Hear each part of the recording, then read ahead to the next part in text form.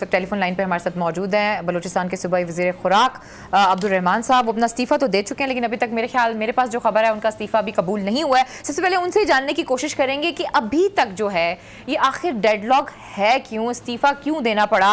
और इसके अलावा सादिक संजरानी साहब मुज़ाकरात कर रहे थे, उनकी भी बात नहीं सुनी जा रही है। फिर इस्लामाबाद में मुलाकातें होती हैं, उनका भी कोई हासिल नहीं होता। वजह क्या है अब्दुल रहमान साहब? शुक्रिया। बुनियादी वजह मैं ये दो तीन दिन से जिस चैनल पे मैं जा रहा हूँ, मैं ये कहता हूँ कि बलूचिस्तान का सियासी कबायली पॉलिटिकल माहौल पूरे पाकिस्तान से अलग है। अब मेरी आवाज सही आ रही है ना? जी बिल्कुल आ रही है, आप बात करें अपनी।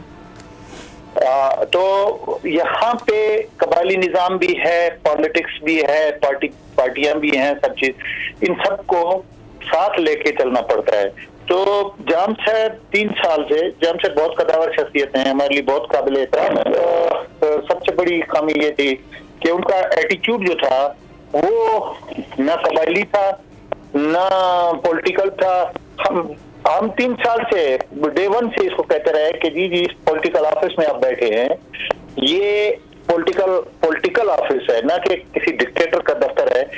अच्छा, उसमें मतलब है हम एमपीए या मिनिस्टर थे, आप यकीन करें कि पूरा दिन हम बैठे होते थे कि अभी मुलाकात होती है, ये सीएसओ आ रहा है, ये प्रिंसिपल सेक्रेटरी आ रहा है जी, डीएस आ रहा है जी, ये सर आ रहा है। उसके बाद पता लगता था कि जी जाम सकते तो तशरीफ ले गए घर।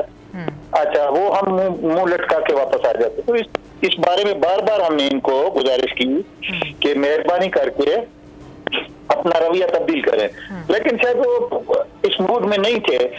फिर मतलब इस सूबे की सियासत में बुनियादी चीज जो है ना, इज्जत, जिसको एटीट्यूड बोलते हैं ना जी, वो हर आदमी ये मांगता है, लेकिन ये नहीं डिलीवर करता था। फिर बैड गवर्नेंस की ये पोजीशन है कि कल आप पता करें किसी से भी कि जिना रोड के सिविल हॉस्पिटल के आगे एक खातून ने रोड के ऊपर, फुटपाथ के ऊपर बच्चे को जन्म दिया है, अस्पताल में एक्सेस नहीं। अच्छा, कल रात जलजला आया है, आप पता करें अरनाई दूसरी जगह पे कि हेलीकॉप्टर गए, पाक आर्मी को सलाम है कि उन्होंने रेस्क्यू किया उनको कोयटा और मुख्तलिफ मतलब बुनियादी तौर पे एक जो जख्मी हो जाता है उसकी हद तक भी कोई सहूलत नहीं थी। अब जी फुटसाल बन रहे हैं जी, स्पोर्ट्स कॉम्प्लेक्स 1 अरब रुपए के हमारे पास हॉस्पिटल। आप यकीन करें मेरा हल्का है 1,73,000 आबादी है उसकी, और आप यकीन करें कि टोटल मेरे हल्के में 2 बेड का हॉस्पिटल है सरकारी।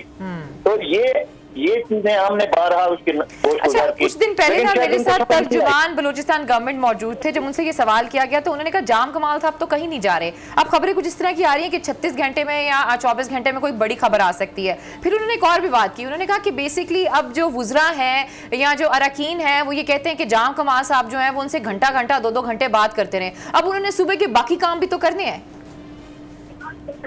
नहीं ऐसे यही चीजें तो मैं यही कहता हूं कि ये 2-2 घंटे हम कोई वहां पे जाके खुली कचहरियां तो नहीं लगा रहे थे, या इसको जो है ना हम वो एक महफिल जो दोस्तों की सजती है वो नहीं। अगर हम गए भी को काम लेके गए हैं, और किसके पास इतना टाइम होता है कि अपने हल्के के लोगों को भी वो टाइम दे और फिर जाके मजलिसें और एक महफिलें गर्म करे, ऐसी बात नहीं है। ये नेगेटिव सोच में जा रहे हैं। हमारे लिए काबिल एहतराम, मेरे पास वो अल्फाज नहीं कि मैं उनको अभी क्या कहूँ। मैं जो एक्सेसिबल चीफ मिनिस्टर हो और जो लोगों को समझे। अब फुटसाल या 1 अरब रुपए का 33 अरब रुपए, 33 डिस्ट्रिक्ट, 34 डिस्ट्रिक्ट में 34, हमारे पास अगर ये 50 करोड़ का एक हॉस्पिटल भी बना।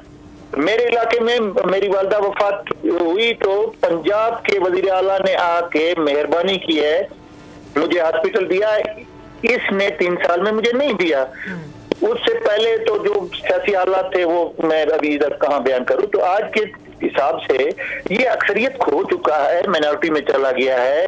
इसके पास 10 से 65 के आवान में हम चाहते हैं कि मुनासिब, लेकिन ये मैं आपको बता दूं कि वो जो भी आने वाला चीफ मिनिस्टर, और इंशाल्लाह 24 घंटे 26 घंटे में जैसे आपने कहा, इंशाल्लाह अल्लाह बेहतर करेगा, इस सूबे पर रहम फरमाएगा।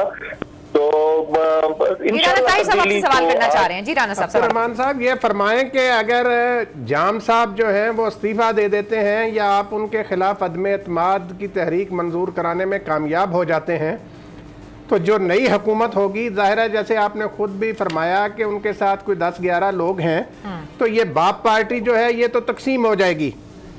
तो फिर आप किसके साथ मिलकर हुकूमत बनाएंगे और कौन आपका पार्लिमानी लीडर होगा? गुजारिश यही है कि यही हम ये चीज नहीं चाह रहे ना कि हम इतना जो उनको मोहलत बार बार दे रहे हैं। हम ये चाह रहे हैं कि जब एक इंसान अपनी अक्सरियत खो दे तो उसको स्टेप डाउन हो जाना चाहिए।